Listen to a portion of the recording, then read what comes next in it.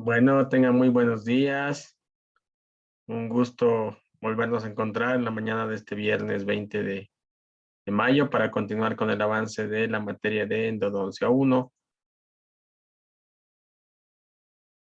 Bueno, entonces el día de hoy vamos a ver un tema muy importante para la endodoncia, tanto la parte preclínica y clínica, como ustedes ya se han podido dar cuenta. Justamente es la imagenología y el apoyo que va a ser para nuestro tratamiento endodóntico. ¿Sí? Entonces, como estamos pudiendo ver, un paso o una etapa fundamental antes de que ustedes empiecen las endodoncias en la parte preclínica ha sido ir a tomar sus radiografías y ya en la parte intraoperatoria, ya sea preclínica o clínica, vamos a ver que también necesitamos todavía el apoyo de la parte de imagenología. ¿Sí? Bueno, entonces, cuando ya estamos viendo el trabajo clínico, vamos a ver que necesitamos tomar radiografías para hacer un diagnóstico. Necesitamos también radiografías intraoperatorias, como estamos viendo acá con algunas limas. Y obviamente también sabemos que es muy importante las medidas de radioprotección. Y al ser un examen tan importante para nosotros, necesitamos también el tiempo. A veces es un error revisar una radiografía de forma muy apresurada y en un ambiente que no tenga las condiciones idóneas. Entonces necesitamos un negatoscopio, un ambiente con una luz adecuada y el tiempo para poder observar todas las características que una imagen radiográfica nos puede presentar. No nos olvidemos de la bioseguridad en los ambientes también, las mamparas plomadas, las paredes plomadas, como se habrán dado cuenta de que está en nuestra carrera, eh, las medidas de radioprotección en cuanto a mandiles o collarines, ya sea para el paciente o para los operadores. Y yendo ya un poco más a la parte operatoria, sabemos que el trabajo en pacientes lo vamos a hacer con estos posicionadores. Vamos a ver más adelante algunas características de esta técnica que usa posicionadores. Y en cuanto ya a la parte más clínica aplicado en lo que va a ser el trabajo en un paciente, necesitamos siempre como prerequisito para comenzar una endodoncia eh, que el diente o las piezas a tratar estén con un aislamiento de tipo absoluto, ¿sí? Entonces acá vemos la goma dique, el arco, el clampo grapa, el perforador. Entonces, muy importante el aislamiento absoluto. También es bueno precisar o puntualizar de que nuestras radiografías también tienen ciertas limitaciones. Sobre todo sería decir que estamos viendo estructuras planas, que en realidad son estructuras en tres dimensiones. Y también otra limitación sería que no podemos nosotros dar un diagnóstico sobre el estado de los tejidos blandos. Por ejemplo, no podríamos dar un diagnóstico acerca de el estado pulpar de alguna de estas piezas dentales. Eso es muy importante que lo tengamos claro. Si bien es cierto, las radiografías nos pueden mostrar imágenes más radiolúcidas o más radiopacas, yo necesito hacer una correlación con un examen clínico, ¿ya?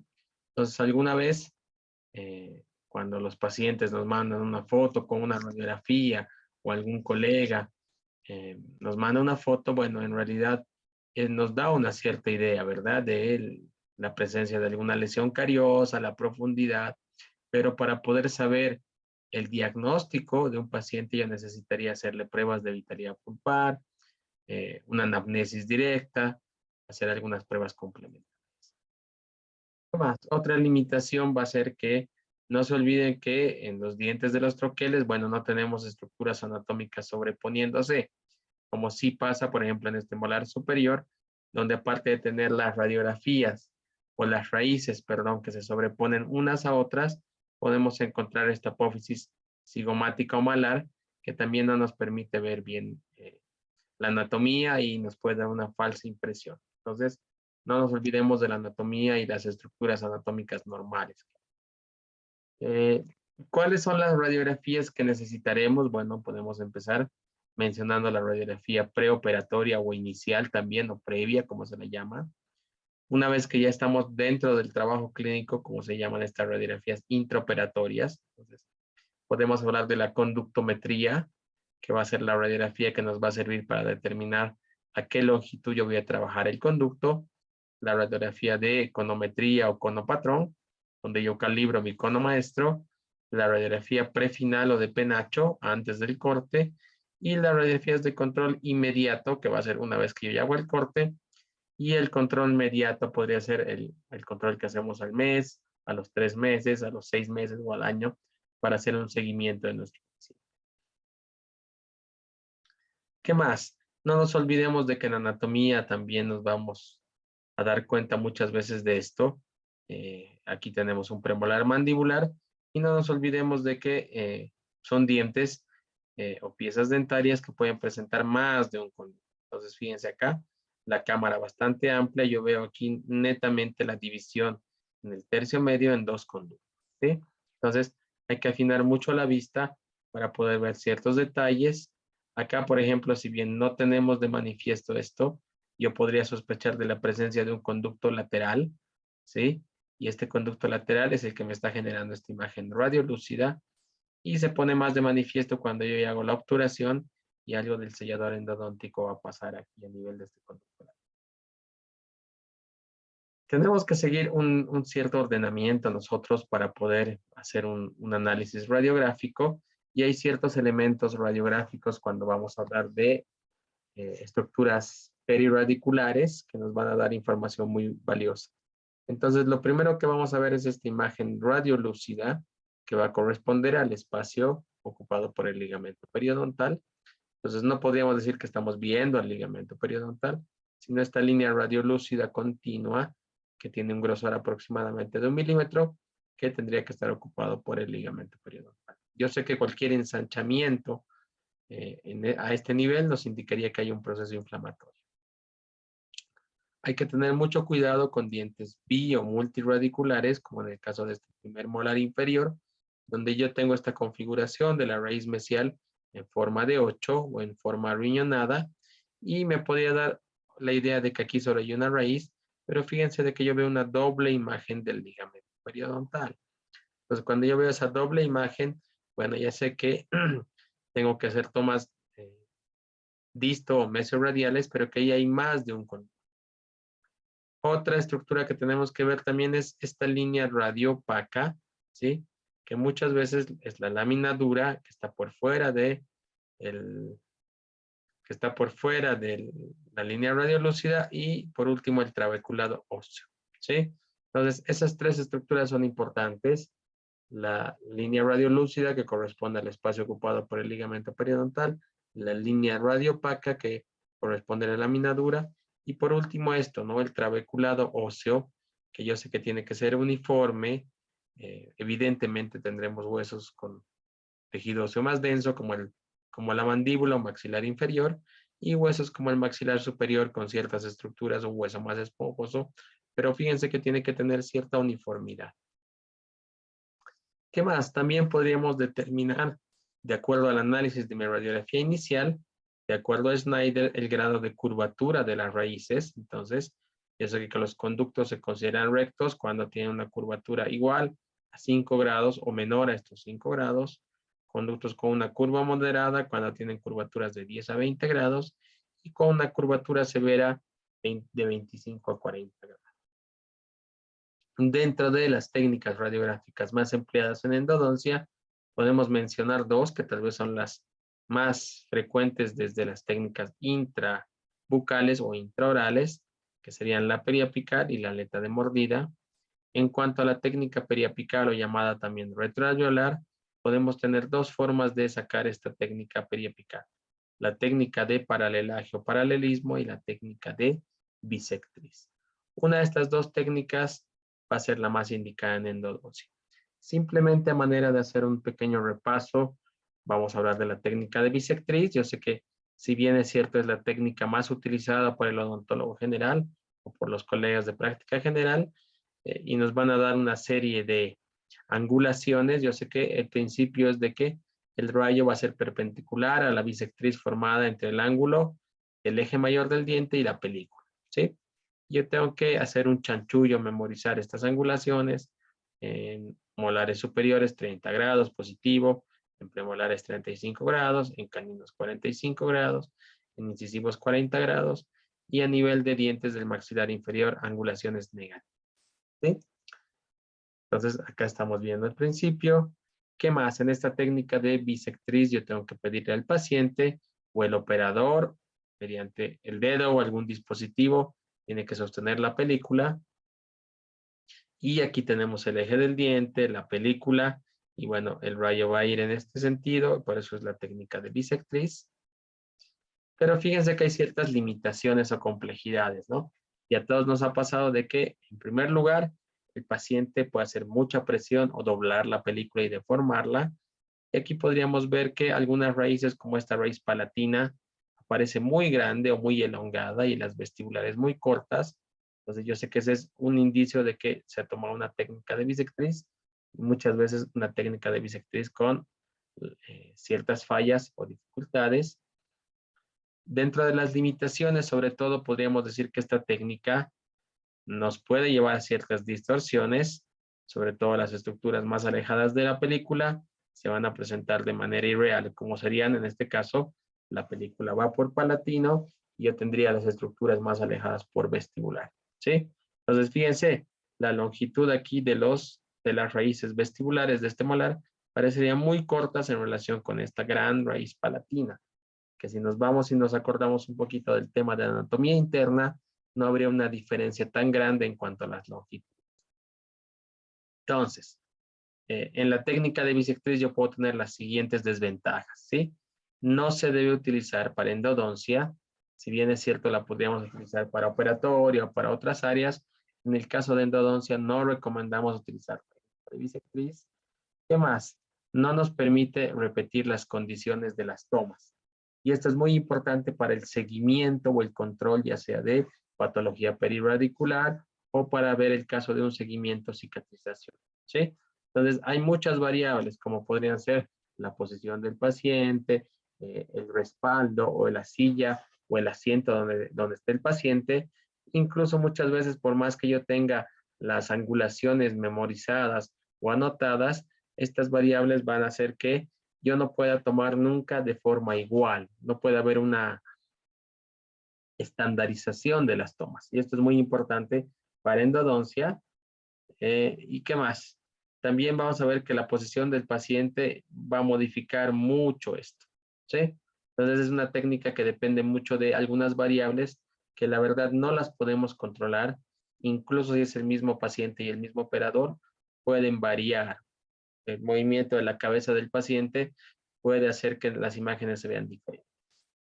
Y aquí tenemos los principios y algunas ideas de la técnica de paralelaje o paralelismo, que tendría que ser la técnica ideal o la que recomendamos para endodoncia. Entonces, algunos sinónimos son la técnica del ángulo recto, técnica de paralelaje, del cono largo de McCormack y Fitzgerald. Y en este caso, la radiografía no se halla en contacto con el diente, sino que se aleja del mismo, de la pieza a tratar, y aquí se busca lograr un paralelismo entre ambos, ¿sí? Se utiliza un cono de distancia mayor, antes teníamos conos de 20 centímetros, acá tendremos conos de 40, y en este sentido vamos a ver que se utilizan posicionadores, y el rayo central, bueno, ya va a venir facilitada esta posición gracias a las miras o a los anillos de los posicionadores, pero tendría que pasar a la altura del cuello perpendicular a la película. En la siguiente imagen vamos a ver, aquí tendríamos la gran ventaja de que ya no necesitamos que alguien sujete el paquetillo. Esto reduce también la radiación a la que los operadores muchas veces estamos expuestos. Y en este caso, fíjense, la película se busca que entre paralela al eje mayor del diente. Si recuerdan la técnica de bisectriz, venía acá y había el chance de hacer deformación. Y si se fijan cómo están paralelos la pieza dentaria y la película, va a haber más isomorfismo. Quiere decir que es la técnica que nos va a dar más exactitud en cuanto a longitudes y anatomía. Si se fijan, lo que nos ayuda a que esté posicionado, justamente son estos posicionadores que tendrán un bloque de mordida, el posicionador de la película y un anillo guía, que nos va a ayudar a que el tubo se pueda colocar siempre en la misma posición. Entonces, acá vemos cómo va la técnica de paralelaje y fíjense la diferencia de esta imagen con técnica de bisectriz. Y aquí tenemos la misma imagen, pero en un caso tomado en un diente igual, pero en este molar se ha tomado con técnica de paralelaje. Fíjense que la diferencia de longitudes ya es mucho más exacta. 1.5 o 2 milímetros de diferencia. Y fíjense lo que parecía antes, que la raíz palatina estaba muy en relación con el seno maxilar o directamente dentro del seno. Y podemos ver de que no es tanto así. Para el dispositivo de la técnica de paralelaje, entonces necesitamos los posicionadores, que la verdad hoy en día son de muy fácil acceso, de conseguirlos. Y la verdad, el entrenamiento, la práctica para utilizarlos no es nada complejo. No nos olvidemos de las medidas de bioseguridad. Aquí se está colocando un elemento de nylon o de plástico, pero yo puedo, si no, desinfectar el posicionador cada vez que yo lo utilice. Aquí tenemos el anillo guía, el soporte para la película. Entonces, la técnica de paralelaje va a ser la ideal, sobre todo por menos distorsión e imágenes con longitudes más reales, ¿sí? No nos olvidemos de eso. Además, también podemos hablar de algunas variaciones de la técnica de paralelaje, como el método, la técnica de Clark, donde yo voy a hacer cambios en la angulación horizontal del tubo de rayos X, y esto sobre todo, como nos dicen, para poder desproyectar o desplazar objetos. Entonces, este sería el fundamento de la técnica de Clark, y esto nos va a servir mucho cuando yo tengo un diente con dos raíces o más raíces o conductos sobrepuestos. Entonces, acá en la imagen que está con el inciso A, fíjense que yo tengo un premolar y aquí estoy tomando una imagen ortorradial. En esta imagen ortorradial, las dos raíces y los dos conductos se sobreponen uno al otro, y por lo tanto yo no puedo individualizar los dos. Y esto no es lo que queremos en endodoncia, queremos hacer esta desproyección, ¿sí? Entonces, para eso yo tengo que distalizarme o mesializarme aproximadamente 20 grados. Solo hablamos entonces de un cambio en la posición horizontal del tubo de rayos X, ¿sí? Como decíamos, esta técnica se ha utilizado para cirugía también. Aquí tenemos cómo funciona. Yo tengo aquí un elemento o una estructura que está rota en el diente. Podría ser también un diente que está retenido. Y yo quisiera saber si está por vestibular o por lingual. Entonces, en este caso, yo distalizo un poco. Entonces, fíjense, siempre hay que tomar una imagen ortorradial y después el cambio de angulación hacia distal. ¿Cómo yo me doy cuenta de que se ha distalizado? Fíjense cómo aparecía aquí el premolar, el segundo premolar mandibular casi por completo, y acá ya aparece cortado. Y fíjense este tercer molar que aquí aparecía menos completo, aquí se ve un poco más de la corona. Entonces, yo mido hacia distal y fíjense que en este caso ha seguido un poco el cambio. Quiere decir que ha sido hacia distal también. Entonces, quiere decir que está igual, lingual, está hacia lingual este objeto que está ahí fracturado. En estos ejemplos vamos a entender un poco más esquemáticos. Entonces yo tengo un primer premolar superior, dos raíces, dos conductos, vestibular palatino, pero fíjense que en esta imagen ortorradial yo podría sospechar de que solo hay un conducto y una raíz, pero yo sé que por el estudio de anatomía interna sabemos que entre un 50 y 70% siempre hay dos conductos. Entonces, ¿qué vamos a hacer en este caso? Yo tomo una imagen mesializada. Fíjense la posición que tenía antes, casi acá, ortorradial. Me voy un poco hacia el canino, 20 grados, y fíjense que cambia completamente lo que yo veo, la perspectiva. Entonces yo me voy acá y hay un acrónimo para esta técnica que es ILOF, igual lingual, opuesto vestibular. Y fíjense que yo me he ido hacia mesial. Entonces dice igual lingual. Lo que se va hacia mesial va a ser palatino. Entonces en este caso, esta estructura o este conducto obturado que está hacia mesial va a ser lingual o palatino en este caso. Y dice opuesto vestibular. Entonces igual lingual, opuesto vestibular. Lo que se va hacia distal, si yo he hecho el cambio hacia mesial, lo que se va hacia distal siempre está por vestibular. Entonces, esa sería la forma como yo puedo desproyectar o desprogramar estas dos estructuras superpuestas. Otro ejemplo, en este caso, en un molar mandibular, en un primer molar, y aquí de nuevo, ¿no? Yo sé que hay un conducto distal la mayor parte del tiempo, pero sé que hay dos conductos mesiales. En la radiografía ortorradial, fíjense que parecería que solo hay un conducto, pero yo sé que esta es una raíz alargada en forma de 8. Entonces, ¿qué puedo hacer? Me voy hacia distal en este caso. Fíjense, me he distalizado he llevado 20 grados el tubo de forma horizontal hacia distal.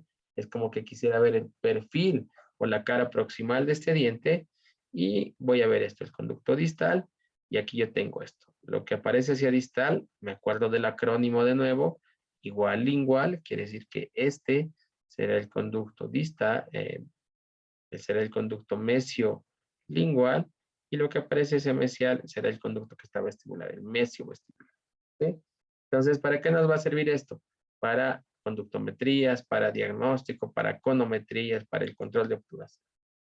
¿Qué más? También podemos tener otro procedimiento si es que yo no tuviera los posicionadores, el del E-Master, sobre todo cuando yo estoy trabajando en molares superiores y teníamos este problema, ¿verdad? Que aparecía la apófisis malar o cigomática muy sobrepuesta y no me dejaba ver la anatomía. Entonces yo puedo colocar un rollito de algodón pegado con un scotch, un masking a la parte o al borde superior de la radiografía. Y si se fijan, de cierta forma, estaría más o menos haciendo una técnica de paralelaje. ¿Qué más? ¿En qué otros momentos yo puedo utilizar la radiografía como auxiliar muy valioso durante el acceso? Fíjense que yo puedo tener acá dientes con calcificación a nivel cameral, quiere decir que por la irritación biológica no tenemos cámara pulpar, entonces yo tengo que ir haciendo el acceso con mucho más cuidado, porque fíjense, si yo no tuviera esto, podría perforar. En algún momento a veces vamos buscando el conducto, si yo no tomo estos controles a medida que voy haciendo el acceso, puedo perforar, ¿sí? Entonces tendré que ver que tengo que cambiar el eje, en este otro caso ya se accedió al conducto, y fíjense, ¿no? Se podía haber producido un accidente, entonces yo voy haciendo el acceso con instrumental, obviamente, de corte no agresivo, fresas de baja velocidad, de cuello largo, ultrasonido de forma ideal. ¿Qué más? Durante la conductometría u odontometría, y hemos dicho que hay dos métodos, el método electrónico con los localizadores de forámenes, que ya hemos avanzado antes, y el método también radiográfico. Lo ideal es que yo combine estos dos métodos. Entonces, cuando vamos a hablar de la conductometría o la odontometría, yo sé que vamos a ver esto, una radiografía, pero con una lima dentro del conducto, y esta lima tiene que estar medida, calibrada, y con el tope de goma en un borde de referencia coronario, ¿sí? Idealmente el más cercano a el conducto de acuerdo a su posición anatómica. Entonces, fíjense, acá tenemos dos limas en los dos conductos distales, en este primer molar inferior, y la punta de la lima tiene que verse para que yo pueda tener un indicio si estoy bien, estoy cerca, me estoy pasando o estoy corto, ¿sí? Utilizamos una técnica por aproximación, pero entonces yo tengo que ver esto. Ahora, en los dientes unirradiculares no hay problema, se puede tomar una radiografía, pero cuando yo tengo más de un conducto habrá que valorar si podemos tomar las 4 juntas en este caso, o es mejor seccionar tal vez y tomar 2 primero. ¿Qué más? Otra radiografía de conductometría, ¿no? Entonces, fíjense, yo puedo utilizar el localizador apical, electrónico, y después verifico. Y lo que nosotros buscamos es que la lima no llegue hasta el ápice o que se pase. No nos olvidemos de que el límite ideal que tenemos o que estamos buscando es la construcción apical, ¿sí? Entonces no se olviden con una lima K15 y mejor si yo echo la medida antes con el método electrónico y después confirmo con una radiografía. Ojo que el que yo tenga el localizador de forámenes apicales no quiere decir que yo estoy exento de tomar mi radiografía de conducto. ¿Qué más? Una vez que yo haya terminado la conformación, ya sea de acuerdo a la técnica que yo haya podido ver, tenemos que tomar también la prueba del cono maestro. En este caso son 3 conductos, tendremos 3 conos, ¿sí? En los dientes anteriores tendré un solo cono. Entonces yo tengo que verificar. Y la longitud de mi cono maestro tendría que ser igual que la longitud de trabajo para la conformación. En este molar mandibular vamos viendo los 3 conos que han llegado a la longitud y obviamente tienen también elementos radiopacificadores. Entonces, estoy verificando de que la conformación ha sido correcta y solamente entonces procedo con la última etapa que sería la obturación. ¿Qué más? Como veíamos, puede haber una radiografía antes de que yo haga el corte. Esta es la radiografía de penacho, después de que yo he hecho mi protocolo de irrigación, he hecho mi técnica de condensación lateral, Entonces yo coloco los conos accesorios y fíjense que todavía en esta etapa yo puedo hacer una modificación o si hubiera habido algo no deseado como una sobreextensión o sobreobturación, yo puedo retirar todo esto antes de cortar, ¿sí? Ya que una vez que yo corto y condenso los conos de gutapercha, bueno, ya es más difícil. ¿Qué más? También podemos hablar un poquito de lo que es la radiografía digital. Yo sé que la radiografía digital, bueno, va a utilizar sensores en vez de las películas convencionales y tiene la gran ventaja de que la imagen casi aparece inmediatamente en un ordenador o en una computadora. Y bueno, esa sería la principal ventaja. Tenemos muchas ventajas. La más grande tal vez es la menor cantidad de radiación. Se nos dice que los equipos modernos de radiovisiografía o los sensores utilizan entre un 70 y 90% de menos radiación, una gran ventaja. Y también podemos hablar de lo que hemos dicho, ¿no? Aparece inmediatamente la imagen. Un poco vamos a obviar o no vamos a salvar de lo que va a ser el procesamiento convencional. Yo sé que el revelado, el fijado, el secado, son etapas donde pueden haber muchos errores o accidentes, desde que se nos caiga la radiografía, desde que alguien abra la puerta del cuarto oscuro y se nos vele, o de que directamente el procesamiento haya salido malo, tenga radiografías muy blancas, muy oscuras, o directamente algo haya pasado y yo necesito tiempo para verificar si está bien o mal lo que estoy trabajando. Entonces, otra ventaja es esa, ¿no? Y además de esto, como son imágenes que aparecen en un software, en un programa de la computadora, yo puedo hacer algunas mediciones, puedo hacer algún negativo, puedo hacer un contraste de acuerdo a la radiodensidad que nos puede ayudar. ¿Sí? Entonces, tiene muchas ventajas la radiografía digital, también tendrá sus desventajas. Ya se habrán dado cuenta de que si yo puedo mejorar las imágenes, como en los perfiles de Facebook o de Instagram, bueno, podría hacer retoques, ¿no? Si es que tuviéramos alguna neurona mala o alguna mentalidad de hacer daño, ¿no? Entonces, tiene ventajas y desventajas, desde mi punto de vista, muchas más ventajas. Y ya para ir finalizando un poquito la clase de hoy, estamos hablando de que la radiografía tenía una gran limitación al principio y era sobre todo de que nos mostraba estructuras en 2 dimensiones cuando yo tengo estructuras tridimensionales. Y por lo tanto, tal vez lo que nos muestra una radiografía no es tan exacto como lo que está pasando en el diente o en el maxilar del paciente. Y para eso hoy en día también tenemos las imágenes 3D, las tomografías de haz cónico, la tomografía médica se ha ido aplicando ya hace muchos años en la parte odontológica y tenemos hoy en día también tomografías que si bien es cierto son de maxilares completos, de toda la cabeza o el cráneo del paciente, también nosotros podemos pedir radiografías de campo pequeño o de campo reducido de 5x5 o de 8x8, dependiendo del equipo. Fíjense que estas tomografías solo nos van a mostrar 2 o 3 piezas dentarias máximo. Obviamente no vamos a pedir de buenas a primeras tomografías, pero hay que hacer un análisis inicial de las radiografías, ¿no? Y aquí estamos viendo, por ejemplo, este proceso periapical de tamaño importante, ¿sí? Y podríamos ir haciendo cortes en los 3 ejes, ¿cierto? Coronal, sagital y transversal. En nuestra carrera ya tenemos un equipo también que muy pronto ya se está calibrando para la toma de estas tomografías, valga la redundancia, de haz cónico de campo pequeño, que nos van a servir sobre todo en endodoncia. Y simplemente para terminar un poquito acá veremos esta imagen para ver realmente cómo a veces las radiografías, al tener la limitación de ser una imagen plana, fíjense que nos mostraría que hay algo acá en este diente, ¿no? Un ensanchamiento del espacio del ligamento periodontal.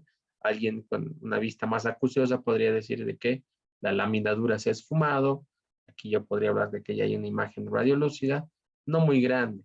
Pero fíjense qué pasa cuando yo llevo esta imagen radiográfica y le hago una tomografía.